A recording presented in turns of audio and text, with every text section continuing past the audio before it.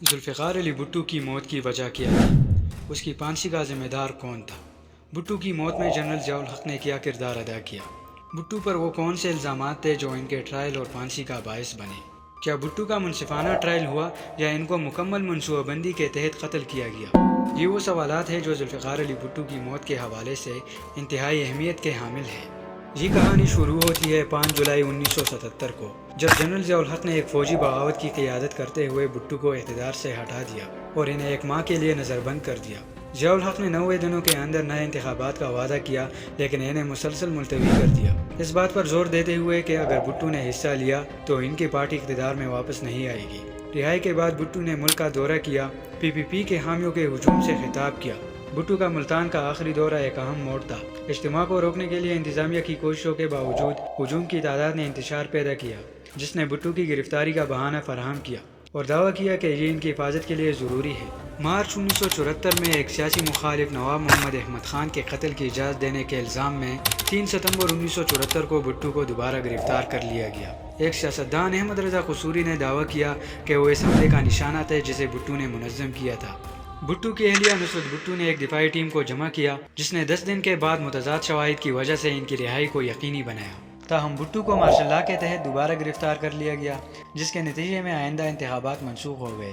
بے نظیر تو اپنے والد کو بچانے کی کوششوں میں لگی ہوئی تھی، لیکن مارشل لاء حکومت ذوالفقار علی بھٹو کی پھانسی کے خلاف متوقع رد عمل کو روکنے کے لیے کوششیں کر رہی تھی۔ اخبارات میں یہ ماحول بنایا جا رہا تھا کہ بھٹو ملک کی سلامتی کے لیے خطرہ تھے۔ بھٹو کے رہائش گاہوں سے خفیہ دستاویزات برآمد کرنے کا دعویٰ کیا گیا کہ بھٹو یہ دستاویزات بیرونی ملک اسمگل کرنے کی کوشش کر رہے تھے۔ 3 اپریل کو روزنامہ مشرق میں خان عبدالولی خان کا ایک بیان چھپا۔ وہ کہہ رہے تھے کہ گرفتار سابق وزیر اعظم ذوالفقار علی بھٹو نے پاکستان کے چاروں صوبے ہمسایہ ممالک کے حوالے کرنے کا منصوبہ بنا رکھا تھا۔ ان کے مطابق بھٹو پلان بنا چکے تھے کہ بلوچستان ایران کو دیا جائے گا، خیبر پختونخوا افغانستان کو، جبکہ سندھ اور پنجاب بھارت کے حوالے کیے جائیں گے۔ اس بیان کے ثبوت میں تو وہ کچھ پیش نہیں کر سکے، لیکن اتنا ضرور کہہ رہے تھے کہ ایسا انہیں اپنا دورہ لندن کے دوران معلوم ہوا تھا۔ امیر جماعت اسلامی میاں طفیل بھی پھانسی کی حمایت کر رہے تھے۔ انہوں نے جنرل ضیاء الحق سے ملاقات کے بعد بیان دیا کہ بھٹو کے پھانسی سے ملک میں غیر یقینی صورتحال ختم ہو جائے گی اور ساری قوم راہ راست پر آ جائے گی۔ لاہور ہائی کورٹ کے سامنے پیش ہوئے بھٹو کو نچلی عدالت سے اپیل کی سطح سے انکار کر دیا گیا۔ 5 ماہ تک جاری رہنے والے مقدمے کی سماعت 24 اکتوبر 1977 کو فیڈرل سیکیورٹی فورس کے ڈائریکٹر جنرل مسعود محمود کی گواہی کے ساتھ شروع ہوئی۔ بے ضابطگی و مبینہ تشدد اور متضاد اعتراضات نے مقدمے کی سماعت کو متاثر کیا۔ جب بھٹو نے 25 جنوری 1978 کو گواہی دینا شروع کی تو چیف جسٹس مولوی مشتاق نے مقدمے کی صدارت کرتے ہوئے کمرہ عدالت کو مبصرین کے لیے بند کر دیا۔ بھٹو نے تعصب کا الزام لگاتے ہوئے دوبارہ مقدمہ چلانے کا مطالبہ کیا، لیکن عدالت نے انکار کر دیا۔ 18 مارچ 1978 کو بھٹو کو قتل کا مجرم قرار دیا گیا اور انہیں موت کی سزا سنائی گئی۔ بھٹو کے سابق قانونی وزیر عبدالحفیظ پیرزادہ نے سپریم کورٹ میں بھٹو کے سائنس مشیر مبشر حسن کی رہائی اور تقسیم کے فیصلے کی بنیاد پر بھٹو کی سزائے موت پر نظرثانی کی درخواست کی۔ سپریم کورٹ نے حسن کی رہائی سے انکار کر دیا کیونکہ وہ ملٹری پولیس کے زیر حراست تھا، لیکن عدالت نے دلائل سننے پر رضامندی ظاہر کی۔ 12 دن کی کارروائی کے بعد سپریم کورٹ نے یہ نتیجہ اخذ کیا کہ صدر پاکستان موت کی سزا کو عمر قید میں تبدیل کر سکتے ہیں۔ پیرزادہ نے اس وقت چیف مارشل لاء ایڈمنسٹریٹر کو درخواست دائر کی، تاہم جنرل ضیاء الحق نے فوری طور پر کارروائی نہیں کی اور دعویٰ کیا کہ درخواست غائب ہو گئی ہے۔ پیرزادہ نے بھٹو کو یہ خبر سنائی، جنرل ضیاء الحق کے ارادوں کا انکشاف کیا۔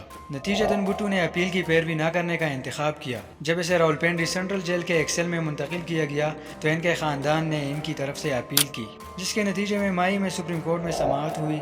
بھٹو کو تیاری کے لیے 1 ہفتے کا وقت دیا گیا، الزامات کا ایک جامع جواب جاری کیا، حالانکہ ضیاء الحق نے اس کی اشاعت میں رکاوٹ ڈالی۔ چیف جسٹس ایس انور الحق نے عدالت کو جولائی 1978 کے آخر تک ملتوی کر دیا، مبینہ طور پر کیونکہ اپیل کورٹ کے 9 ججوں میں سے 5 جج لاہور کے فیصلے کو الٹنے پر مائل تھے۔ ایک بھٹو نواز جج جولائی میں ریٹائرڈ ہونے والا تھا۔ ایس انور الحق نے ضیاء سے قریبی تعلقات کے باوجود مقدمے کی صدارت کی اور یہاں تک کہ جب ضیاء بیرونی ملک تھے تو قائم مقام صدر کے طور پر بھی خدمات انجام دیے۔ بھٹو کی قانونی ٹیم نے کامیابی کے ساتھ سپریم کورٹ کے سامنے اپنا دفاع کرنے کا حق حاصل کیا۔ 18 دسمبر 1978 کو بھٹو راولپنڈی میں ایک پرہجوم کمرہ عدالت کے سامنے عوامی طور پر پیش ہوئے۔ سزائے موت کے 9 ماہ گزارنے کے بعد اس نے مبینہ طور پر اس وقت 25 دن تک میٹھے پانی کے بغیر گزارے تھے۔ بھٹو نے 4 دن تک عدالت سے خطاب کیا، بغیر نوٹوں کی مدد کے اپنے بیانات دیے۔ یہ اپیل 23 دسمبر 1978 کو ختم ہوئی۔ 6 फरवरी 1979 को सुप्रीम कोर्ट ने कसूरवार का फैसला सुनाते हुए 3-4 के निस्बत से वोट दिया। भुट्टो के मुहाफिज रेमसी क्लार्क ने नोट किया कि अपील के दौरान एक भी गवाह पर दोबारा जरा नहीं की गई और न ही अदालत ने इसे दुरुस्त किया, जिसे उन्होंने निचली अदालत की कार्रवाई के वाज़े नुकाइस करार दिया। क्लार्क ने इस बात पर भी रोशनी डाली कि सुप्रीम कोर्ट के 9 जजों में से 2 इस फैसले से गैरहाजिर थे। दोनों ने इस बात की लामत जाहिर की है कि इन्हें शिरकत न करने पर मजबूर किया गया था। एक जज जिसने पहले रिमार्क्स दिए थे कि वो दबाव के सामने नहीं झुकेंगे, 1978 के मौसम खज़ां में रिटायर हो गए। हालांकि अदालती हक़ानियत ने मुतालबा किया था कि इनका अदालत से निकलना केस के अख्तिताम तक मुअख्खर किया जाए। दूसरे जज को हुकूमत के मुकर्रर करदा मेडिकल बोर्ड की तरफ से ऐलान करदा बीमारी की वजह से नवंबर से अदालत में बैठने से रोक दिया गया था। अगर वो मौजूद होते और 4-5 के निस्बत से फैसले में बेकसूर करार देते तो भुट्टो आज़ाद हो जाते। भुट्टो खानदान के पास अपील के लिए 7 दिन थे और अदालत ने दरख्वास्त का मुताला करते हुए फांसी पर रोक लगा दी। 24 फरवरी 1979 तक बहुत से सरबराहान मुमलिकत की तरफ से माफ़ी की अपीलें आई, लेकिन जिया ने इन्हें सियासतदानों में ट्रेड यूनियन सरगर्मी करार देकर मुस्तरद कर दिया। 24 मार्च 1979 को सुप्रीम कोर्ट ने अपील खारिज कर दी और जियाउल हक ने सज़ाए मौत को बरकरार रखा। भुट्टो को 4 अप्रैल 1979 को सेंट्रल जेल रावलपिंडी में फांसी दी गई। भुट्टो के फांसी पर मौलाना फजलुर रहमान के वालिद मुफ्ती महमूद, जो उस वक्त कौमी इत्तेहाद में शामिल थे, उन्होंने कहा कि भुट्टो के मुकदमे में इंसाफ के मुताबिक फैसला किया गया है। चौधरी ज़हूर इलाही ने कहा कि भुट्टो इबरत का निशान बन गया। 2 अप्रैल 2011 को भुट्टो के मुकदमे और फांसी के 32 साल बाद पीपल्स पार्टी ने भुट्टो के मुकदमे को सुप्रीम कोर्ट ऑफ पाकिस्तान में दोबारा खोलने के लिए दरख्वास्त दायर की। सीनियर सहाफ़ी इफ्तिखार अहमद खान ने जियो न्यूज़ पर इन लोगों के साथ टेलीविज़न इंटरव्यूज़ का एक सिलसिला नशर किया, जिन्होंने भुट्टो की मौत में अहम और अक्सर मुतनाज़िया किरदार अदा किया। वज़ीर-ए-आज़म यूसुफ रज़ा गिलानी की काबीना ने मुकदमे को दोबारा खोलने के लिए कानूनी टीम तश्कील की। आसिफ अली जरदारी ने आईन के आर्टिकल 186 के तहत नतीजे में आने वाले सदारती हुक्म पर रजामंदी जाहिर की और सुप्रीम कोर्ट ने 13 अप्रैल 2011 को इस दरख्वास्त पर कार्रवाई की, जबकि वज़ीर कानून बाबर अवान ने भुट्टो के केस की काउंसलिंग की। फौरी तौर पर बाबर अवान ने वज़ीर कानून की हैसियत से अपने ओहदे से इस्तीफ़ा दे दिया और भुट्टो के केस की आज़ादाना तौर पर वकालत करने के लिए वज़ारत इंसाफ को मुकम्मल तौर पर छोड़ने का इंतखाब किया। चीफ जस्टिस इफ्तिखार चौधरी ने पाकिस्तान पीपल्स पार्टी की सीनियर क़यादत के इस इक़दाम को सराहते हुए इसे अपने नोटिंग रिमार्क्स में तारीखी करार दिया। एक अहम पेशरफ में सुप्रीम कोर्ट ने भुट्टो की फांसी की कानूनी हैसियत से मुताल्लिक फैसले को एक बड़े बेंच को मुंतकिल कर दिया।